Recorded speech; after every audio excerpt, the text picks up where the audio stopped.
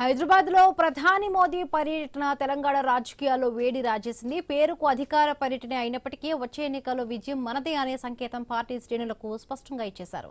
తెలంగాణలో అధికారానికి road map సిద్ధం చేసిన బీజేపీ అగ్రనేతలు పకడ్బందీగా అమలు చేయనున్నారు. ఇందుకోసం కొందరు ముఖ్య నేతలను పార్టీలోకి చేర్చుకోవడానికి కూడా రంగం సిద్ధమైందా? దశల వారీగా వారి చేరికలుంటాయా? చివరి దశలో కీలక మంత్రులు కూడా బీజేపీలో చేరతారా?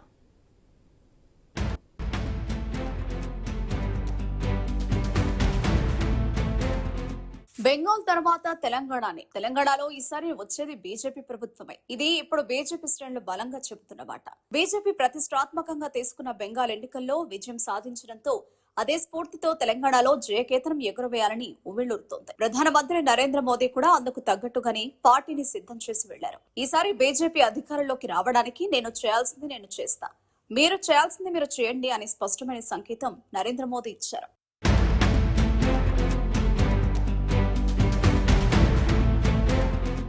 తెలంగాణలో కేవలం సిద్ధాంతపరంగా జై శ్రీరామ్ నినాదాలతో, హిందుత్వ విధానాలతో మాత్రమే అధికారంలోకి రావడం సాధ్యపడదని బీజేపీ గ్రహించింది. బలమైన కొద్ది మంది నాయకులను పార్టీలో చేర్చుకోవడం ద్వారానే అధికారంలోకి రావడం సాధ్యమని డిసైడ్ అయింది. ఓ పెద్ద తలకాయ కోసం ప్రయత్నాలు చేస్తూనే వివిధ జిల్లాల్లో బలమైన నేతల కోసం గాలం వేసింది. ఇప్పటికే చాలా మందిని తమ పార్టీలో చేర్చుకునేందుకు రంగం సిద్ధం చేసుకుంది. ముఖ్యంగా బీజేపీ బలహీనంగా ఉన్న దక్షిణ జిల్లాలపై ఎక్కువ ఫోకస్ పెట్టింది. హైదరాబాద్ చుట్టుపక్కల జిల్లాలతో పాటు కరీంనగర్, నిజామాబాద్, ఆదిలాబాద్ జిల్లాలో బలమైన శక్తిగానే ఉన్నామని బీజేపీ నాయకులు భావిస్తున్నారు. దక్షిణ జిల్లాలైన నల్గొండ, ఖమ్మం జిల్లాతో పాటు ఉత్తర తెలంగాణ జిల్లా అయిన వరంగల్లో కూడా బలపడడానికి పావులు కదుపుతోంది.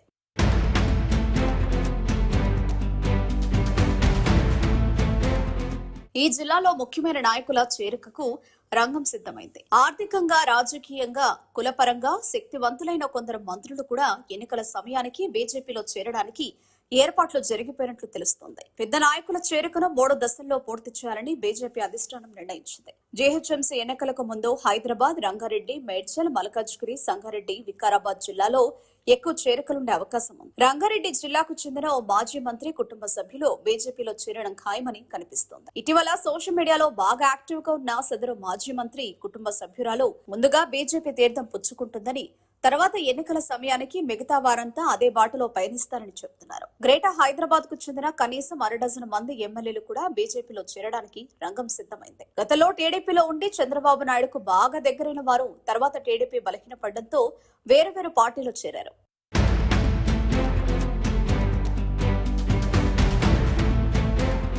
వారంతా ఇప్పుడు మళ్లీ బీజేపీలో చేరే అవకాశాలు స్పష్టంగా కనిపిస్తున్నాయి. ప్రధానమంత్రి నరేంద్ర మోదీ తన పర్యటనలో భాగంగా ఓ ప్రైవేట్ ఆసుపత్రిని ప్రారంభించారు. ప్రతిపక్ష పార్టీకి చెందిన రాజ్యసభ సభ్యుడి హాస్పిటల్ ప్రారంభోత్సవానికి ఏకంగా ప్రధాని రావడం వెనుక ఖచ్చితంగా రాజకీయమే ఉందని అంతా భావిస్తున్నారు. సదరు రాజ్యసభ సభ్యుడు దక్షిణ తెలంగాణలోని ఓ జిల్లాలో ప్రముఖ నాయకుడు, వ్యాపారవేత్త కూడా కావడం గమనార్హం. తనకు మంత్రి పదవి ఇవ్వలేదని లోలోపల రగిలిపోతున్న మరో సీనియర్ ఎమ్మెల్యే తన కుటుంబానికి చెందిన మరో ఎమ్మెల్యేతో పాటు బీజేపీలో చేరడం ఖాయమైపోయినట్లు సమాచారం. వీరిద్దరూ కూడా దక్షిణ తెలంగాణకు చెందిన వారే కావడం ఇక్కడ విశేషం. ఎన్నికల నాటికి రాష్ట్రంలో కాంగ్రెస్ పై వ్యతిరేకత పెరుగుతుందని భావిస్తున్న కొందరు మంత్రులు కూడా తమ రాజకీయ భవిష్యత్తు కోసం బీజేపీ వైపు చూస్తున్నారు. ఓడిపోయే కాంగ్రెస్ ఓడ దిగి బీజేపీ ఓడ ఎక్కడం ఖాయంగా కనిపిస్తోంది.